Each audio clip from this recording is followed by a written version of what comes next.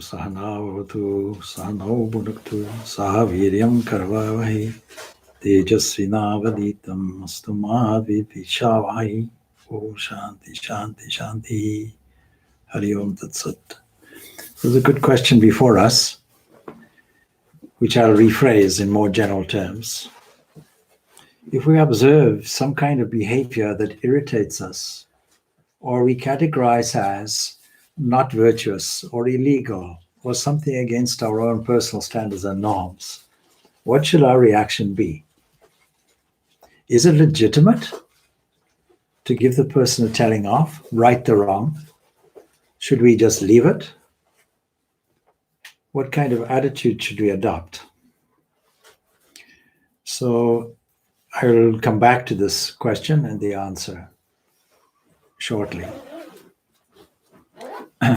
But tonight is the start of Navratri.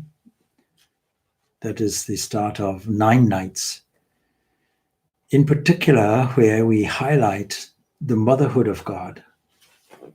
And we do this leading up to Durga Puja and Dashera, the 10th day.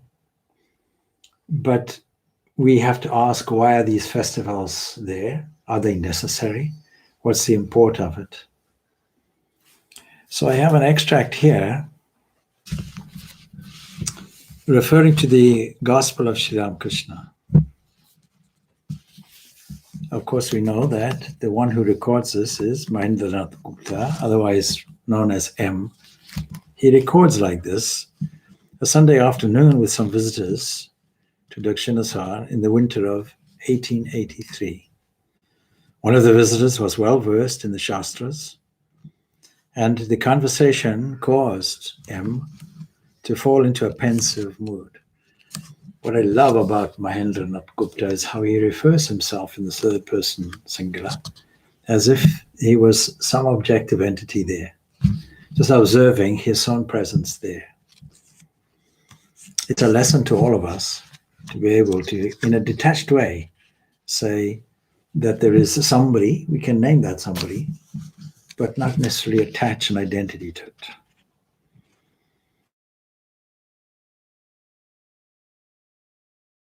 Some knowledge of it, he later asked, is there? I come back to our question, because if the world is real, that is, if this world is permanent, if this world is as we take it to be, not some special case or some special drama, something that appears to be something but isn't quite what we understand or what we see. You know, I have to remind you that in modern physics, such great cosmologists and astrophysicists and so on, such as a man called Leonard Susskind, who's a great, well-known physicist. He says, actually, this world of ours is just an approximation of what is, because the most subtle things that we know of are not really understood by means of our normal perception. They're not accessible to us by so-called normal means, what we consider to be normal means. They're hidden from us. And yet they leave a hint that gives us the inference about something which is very difficult to describe. So, in a sense, we have this prayer, of course, Astuma Satgamaya, Tamasoma Jyoti Gamaya, Mrityo Amritam Gamaya, lead us from the unreal to the real. But here's a question: is the world unreal? Now, Sri Ramakrishna has no standard response to anybody, because a good teacher will assess the needs of a student and create an answer suitable for a student. But in this case, he is addressing anybody who has such a question, because often we hear this term, this whole world is Maya, is unreal. And it's one of the criticism leveled against so-called dharmic religions of Hinduism, Buddhism, etc., that, they don't deal with the world as such. They just dismiss it. But Sri Ramakrishna doesn't. So he says, why should it be unreal? He counter questions. What you are asking is a matter for philosophical discussion Now, what's the value of philosophy? So he's dismissing it, putting the realm of philosophical maneuvering or discussion. Because very often, when we try and figure out these questions, we're really coming from the head. We're not coming from the meaningful aspect of our personality that wants an answer from the heart, wants something that can be practically felt and implemented. So if it's just a question of abstract thinking, then we can put it into a special field, a special realm, a philosophical realm, where we can think and rationalize and argue, and there'll be many, many, many points of argument depending on your approach. We know that in Indian philosophy, there would be at least 3 approaches. All the philosophies have been condensed into these, represented by Madhva, the dualist, and then Ramanuja, the qualified non-dualist. And then we find Sri Shankaracharya, Adi Shankaracharya, representing Advaita non-dualism. But Neo Vedanta does not recognize these 3 positions in any way as contradictory or different. Different, no doubt, just as when you climb a mountain, the bottom of the mountain is different from the top. Now, the first night of Navratri is dedicated essentially to the mother goddess as she is born from Himod, the mountain, a daughter of a mountain. And then we have to ask, when we talk about and listen to the mythology that we teach our children and we ourselves may have learned, then we have to find out, how did all this begin?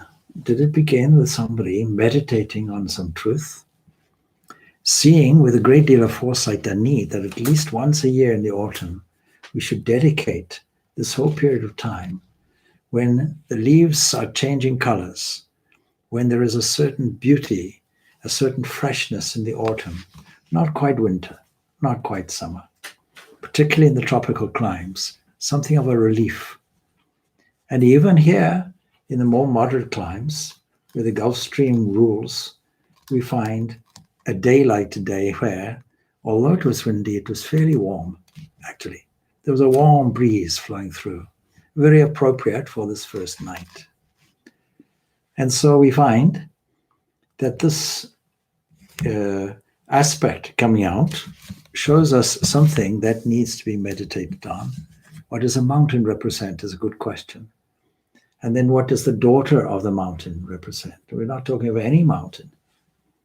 Of all the mountains, I'm the Himalayas, declares Sri Krishna in describing his divine glories. It's one of the things that he says. Seeking all superlatives in nature and saying, well, I am that, because when you look at that, you should think of me. It should remind me of you of me. Not only that, but we should also be able to see the Lord of the universe in this scene as part of the glory of nature. After all, the glory and the one where the glory emanates from, are they really essentially different? And so Sri Ramakrishna responded, what are you asking is a matter of philosophical discussion. And then later that evening, Ramakrishna returned to M's question, asked him again, why should the universe be unreal? He doesn't leave the question alone. He continued, the Divine Mother revealed to me in the Kali temple that it was she who had become everything. This is very similar to Ramanuja's position, in a sense, that everything that we view, when examined very closely, we'll find it is one without a second, manifest, exhibiting, displaying in a dress. When we look at a human, when we look at a mountain, when we look at the daughter of the mountain is many and varied. It can start off with a stream. Look at how a stream begins from the Himalayas or any range of mountain as a small thing, as a small well, small spring, and gains in momentum as it goes with gravity down the mountainside and finally gets into the valleys, expanding its scope and being the source of life everywhere for fish, for flowers, for fertile agricultural areas either side, providing living water for all creatures, where people can find a soothing environment, where people can bathe the body, where it becomes sacred because it's recognized as a flow representing God's grace flowing. So all of these things can be thought of when we view this aspect.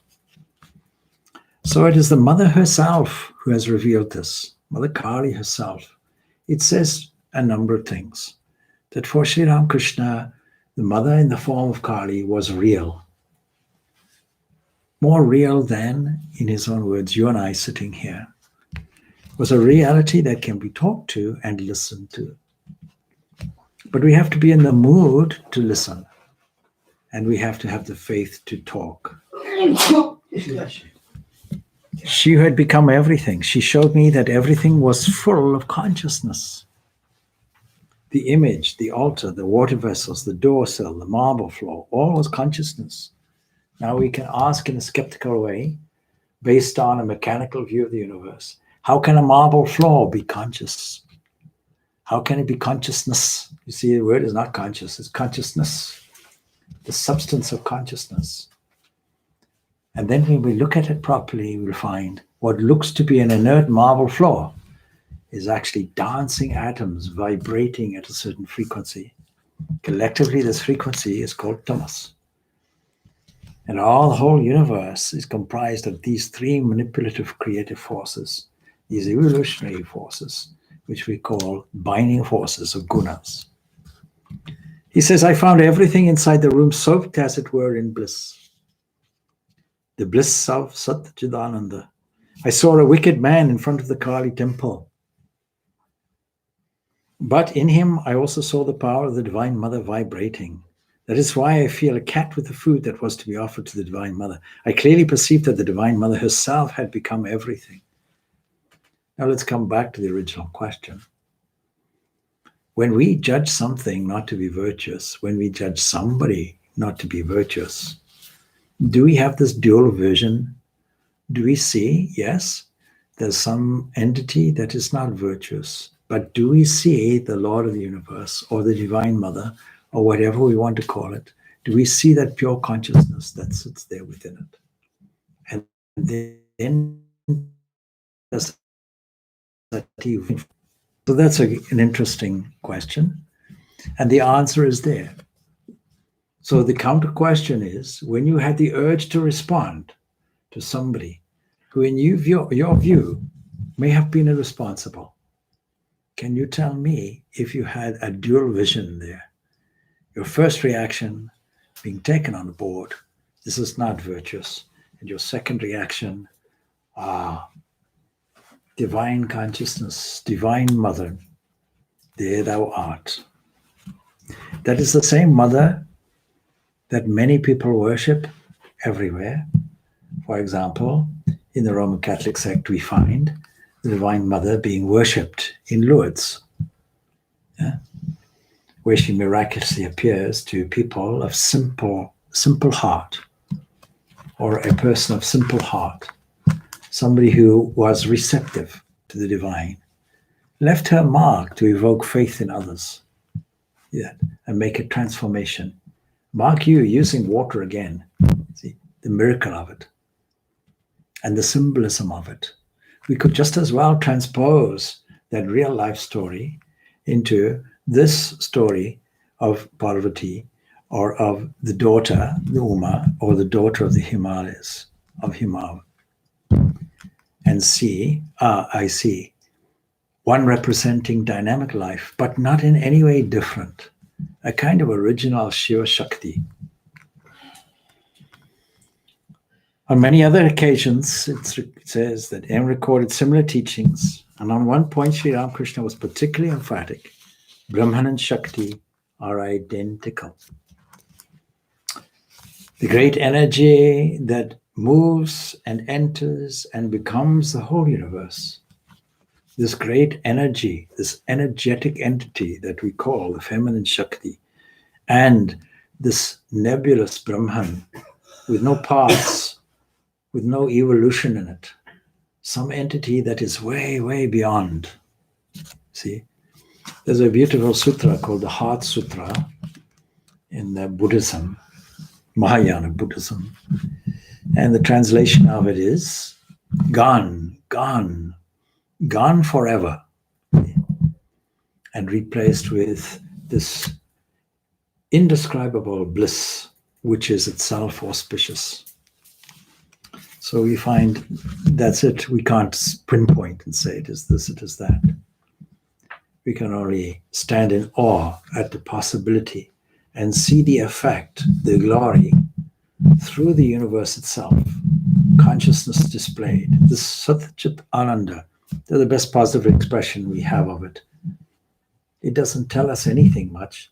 It just says that the entity is existent, it's existence itself, the pure consciousness itself, and infinite bliss.